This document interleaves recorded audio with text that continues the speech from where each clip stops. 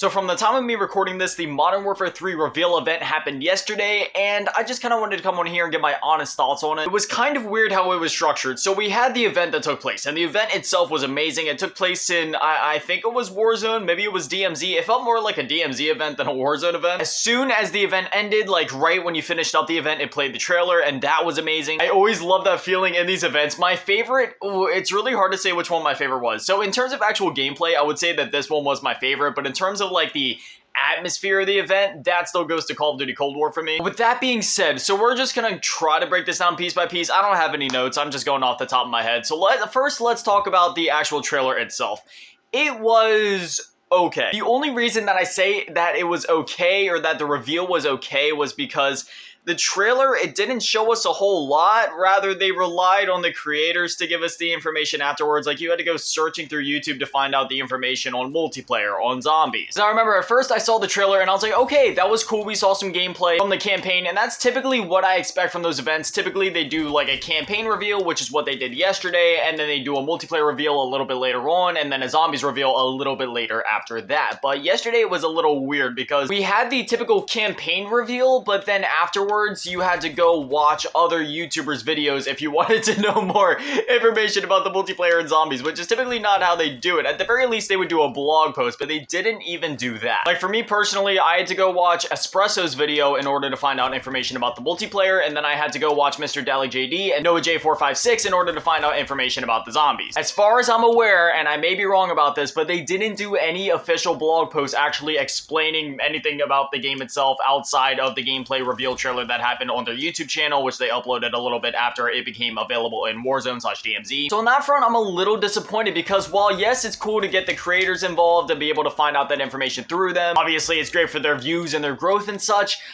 when it comes to these type of reveals for literally any game, I feel like there's a lot of information that can kind of get lost in the shuffle there. I'd rather have that information come directly from Call of Duty. Because while yes, it's nice that now we know a bunch of information via our creators, I don't know. I would rather have Call of Duty just kind of drop a trailer or drop a blog post explaining these things so then we know that nothing was left out. There's no biases, we know everything that we need to know. That's the only reason that I say that it was slightly disappointing, because I mean, even the information that we got in itself wasn't disappointing. It's just rather the way that we received that information was disappointing, if that makes any sense. Otherwise, let's break it down piece by piece here. So first, we're going to cover the campaign. The campaign itself, from what we saw in the trailer, we honestly didn't see a whole lot. I mean, we saw some of the returning faces, which is good. They showed us like what characters are going to be in the game. Correct me if I'm wrong, but I also didn't see Alejandro, so I don't know if he's going to be in this game, which kind of sucks because he was one of my favorites in MW2, but that makes sense. He is kind of part of like a different squad. And it would also make sense that he probably wouldn't want to be involved in a lot of this stuff after everything that went down in the MW2 campaign, so that does make sense. It's just one of those things where it's like, dang it, man, I really liked Alejandro, but it does make sense. At the very least, we did see Laswell, or we didn't see her, but rather we heard Laswell, Farah, Soap, Ghost, Captain Price, like all the main ones. We also got to see the new beautiful shiny graphics of MW3, and man, let me just tell you, they are leaps and bounds, like way ahead of MW2. It is insane how much improvements they made in just 1 year. Between the lighting and the shadow effects and the graphics themselves, it's just, oh, it looks so good. That being said, outside of the reveal, I mean, I don't know, usually I feel like we see a little bit more in those initial reveals. I don't know, like,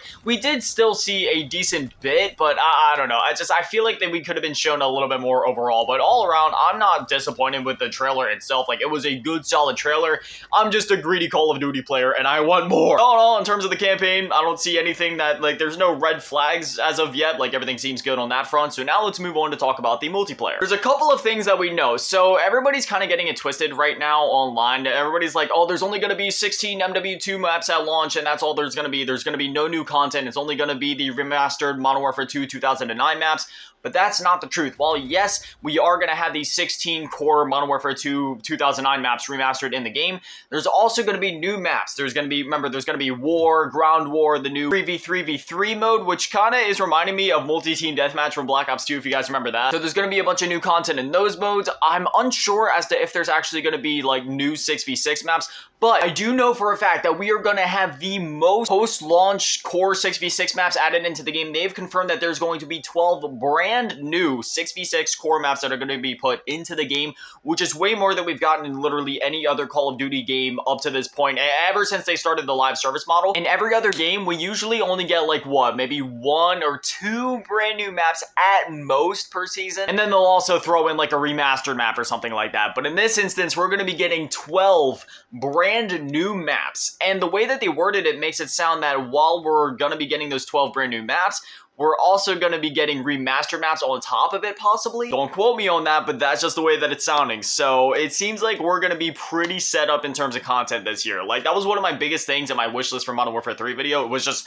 more content around the board in terms of like new content. And yeah, it definitely seems like we're going to be getting that and then some. Just think of it this way. If we get 2 brand new maps per season and then we get a remastered map on top of that, we're looking at a total of what? 18 maps post-launch on top of the 16 MW2 maps at launch.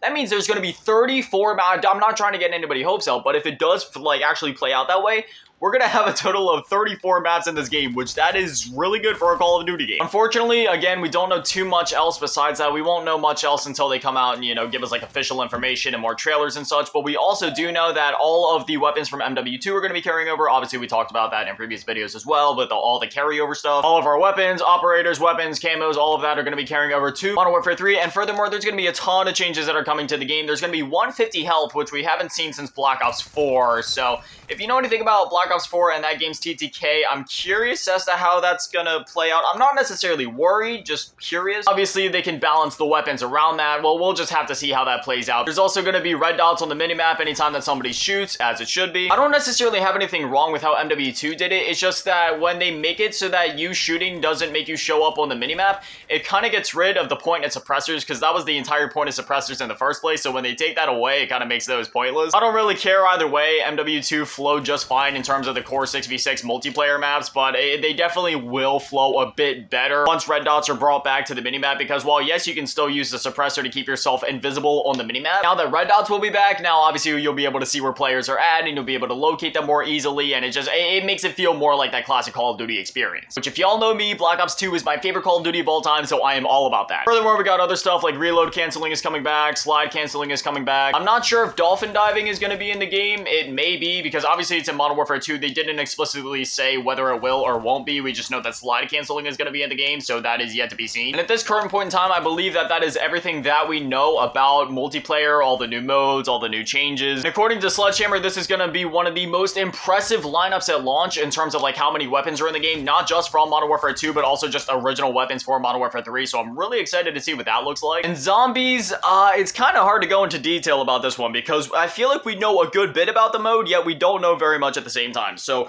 we're going to be getting some classic features returning, like Juggernog and the ray gun and some other stuff like that, like some of the score sheet features from Cold War and just some of the classic like Treyarch progression systems, sort of, kind of. So when you spawn into the match, you're going to have 1 hour. Basically, think of it like a giant map like you get in something like DMZ.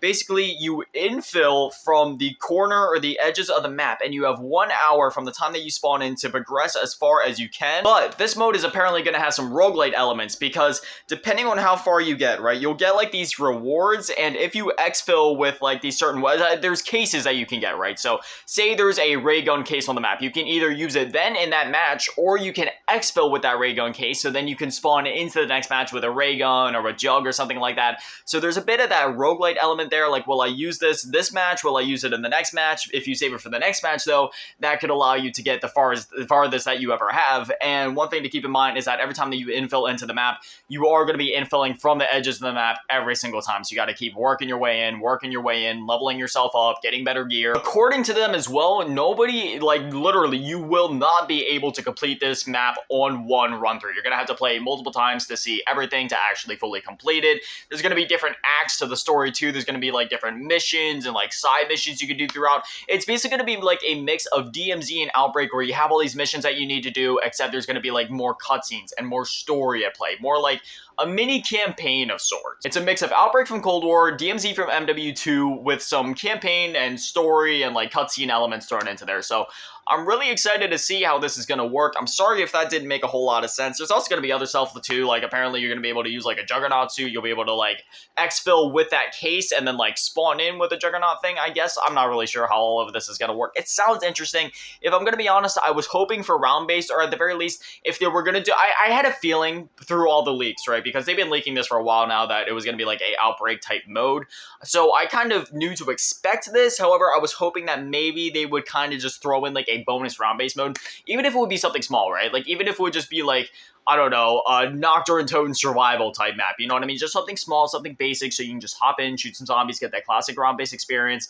But it doesn't seem like they're going to be even doing that. It's just going to be like this Outbreak/DMZ type mode, which I'm completely okay with. I'm all about innovation, experimentation, because I mean, the more that they experiment and the more they innovate, the more that the zombies mode that we know is going to grow, it's going to evolve. And as much of a purist as I am, and as much as I was hoping for that classic round-based experience, I am open to trying new things, and I'm going to be as optimistic and as positive about this as possible, and I'm going into this with an open mind. And I will say, I am actually very excited for this new zombies mode. I'm really excited to try it. It sounds really cool. While sure, yes, I have a bias towards round-based, and I was hoping there would at least be an option for that, that's okay. They are the ones developing the game. This is their game to make. I don't have a say in that. I know what to expect going in, so I can't purchase the game knowing what to expect and then complain about it. You know what I mean? Like, I know what to expect, and that being said, I am actually rather excited for it. I'm going into it with an open mind. I'm sure it's going to be a lot of fun. It sounds really cool. And all around, just to wrap all this up, between the campaign, the multiplayer, the zombies, it seems like there's a lot of really cool and fun additions being made to the game. I didn't even get the chance to mention TAC Stance, which is going to be like a midway between ADS and normal walking,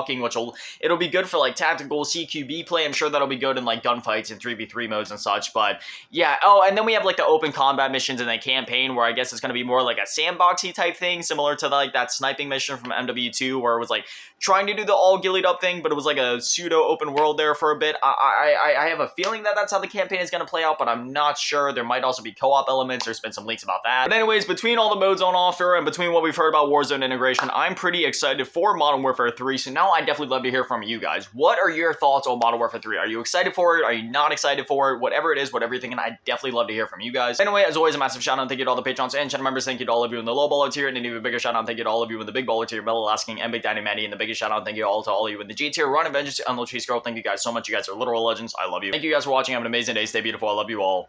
Peace.